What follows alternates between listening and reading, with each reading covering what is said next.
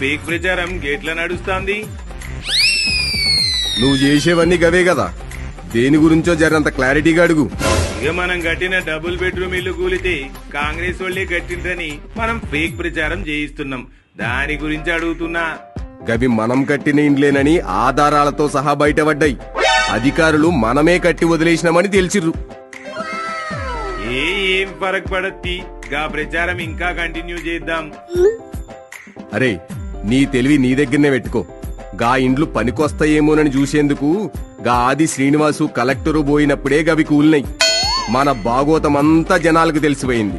ఇక గా ఫేక్ ప్రచారం బంద్ చెయ్యి. సర్లే, ఇక నువ్వు ఫోన్ పెట్టి. అగ చూసినవా, ఈడే అవినీతి చేసి కాంగ్రెస్ మీద నిందలేయాలని చూస్తాడు. గప్పట్లో కూడా ఈడే డ్రగ్స్ అమ్మి సినిమా హాళ్లపై మూపిండు లక్ష్మి. వీనికి ఎప్పుడు ఇదే పనాయే. వీడు చదువుకున్నాడా లేక సోషల్ మీడియాను మేనేజ్ చేసుకున్నాడు ఒక్కడే నేర్చుకున్నాడా? నా ఫేక్ ప్రచారం కదా వీళ్ళకు కూడా తెలిసింది.